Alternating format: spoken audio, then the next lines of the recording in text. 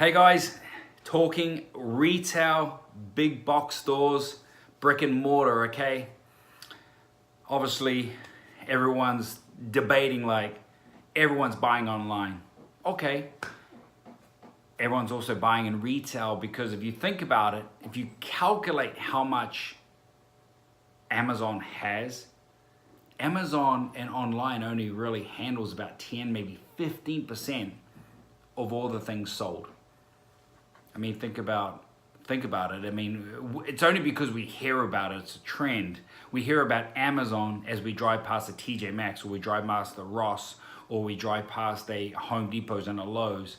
You know, and yeah, you can get stuff online, but there's a lot of people that like to touch things, feel things, know that, okay, yeah, that is a really good coffee mug. And from a seller's point, I sort of like retail just that little bit better because online, see, okay, let me switch gears here. As an Amazon seller, how would I say? I wouldn't want my wife as a client or a customer, and I'll tell you why. Because she'll just buy random stuff, which is great. You can make money, but she's quickly to just like, oh, doesn't fit, I don't like it, turns it on, sends it back. Think about how many returns that people get just on Amazon. Okay, I mean, if you're a small business and now you've got this used product, there's nothing really you can do with it. You know, now you've just like, okay, someone just tried it and they don't like it, and now I'm getting it back. It's opened, so Amazon's gonna put it as not brand new. It's been opened. It's I can't remember the term. There's a term for it. You know, how many times are those you want to do a week? If you're selling 30 and you're getting 10 of them coming back. So that's why you really got to focus on Amazon. And that's a whole different story. And I'll teach you a little bit more about that, how to really create your images to really eliminate that. So when people get it, they're like, oh, that's great. And being at a certain price, they're like, I'm not even gonna worry about sending it back. This is fine, this is great, right? But at least with brick and mortar, people get to touch it. You know, they get to touch and feel like, let's say barbecue or barbecue grill, or you know, a rugged shirt or a cowboy hat or boots, or even wood and materials. And of course you've got nuts and bolts and all that sort of stuff. But when you partner up with big retailers like Ace, you've got to have, or Ace and Home Depots and Lowe's, you've got to have proof of concept. So there's a way to have that online. There's a way to get exposure. There's a way to get things going, but then not having that as your main focus. Because I tell you,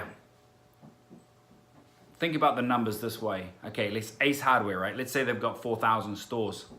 And let's say I sell one box of 8 per week, right?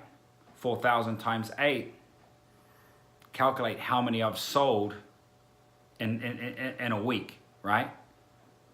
I can tell you right now with statistics and the programs that I have, and you know what, don't worry about it. I'll share all those programs. I'll give you guys some links on how I really get in depth in this. I'll never sell that much online. And I'm not trying to be negative. It's just, I run everything against search engines. If I've got 100,000 people, or let's say 10,000 people searching a certain word, and then I relay that into what's getting searched in my competition, and where I'm stacked on page 1 or page 2 and page 3 on Amazon, typically page 1, by the way. So there's a certain amount of product that's sold. Maybe that's 40, 50, 60 products per day, but that's in a really, really amazing niche. You've got to have good algorithms. You've got to have good selling points. You've got to have a real good conversion rate. Whole different story. But if you've got retail and you've got it in your pocket, you can quickly grow your business into the millions in your first year of business. But you have to have a good product and be willing to give up 50%. Now, I'm going to get a little bit more in depth here. On Amazon, if you have Amazon fulfill it, you're paying around 33%, right? Okay, it might go up 1 or 2%. I mean, don't hold me to it, but and typically 33 to 40, 34%. If you do fulfill by yourself, okay, you lose a lot of Amazon giving you all these little bonuses, okay? trust me, when you get into it, you'll understand that. And let's say it's 15%. If you're willing to ship to retail and give them 50% points and put in maybe $1 from marketing, I would rather sell a $19 product all day long at $8 or $9 into their store for 4,000 stores if I can sell a box of 8 per week. Now, what that does in the back end is it raises the value of your company. It raises the value. Say, hey, we just launched. We did, we're selling on average 1 to 2 boxes of 8. We're selling 8 to 16 units per week. And we're currently running 6,500 stores. Okay? People are going to be, wow, that's awesome. Okay? And then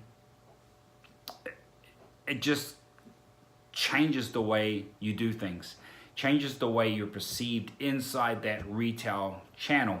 But of course, there's a little bit of work to get there, but I'm going to go a little bit more. I'm actually going to have a little program that's going to create it just for retail, so you can have the ins and outs. It's going to have,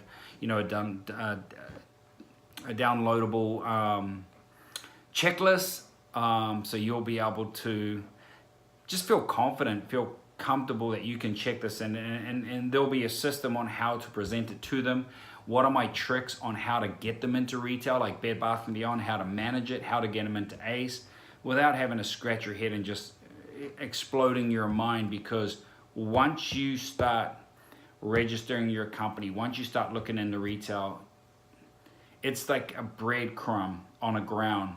Just all the insects will, I call them insects, people will start flooding you. Oh, we can do this, we can do this, we can do this, we can do this. Know where the snakes are, know how to remove yourself and maneuver around all the pitfalls and give you that advice. So, all right, I have to get on the road. So, hey, just remember, just keep the coffee full and keep at it, keep working. You'll get there.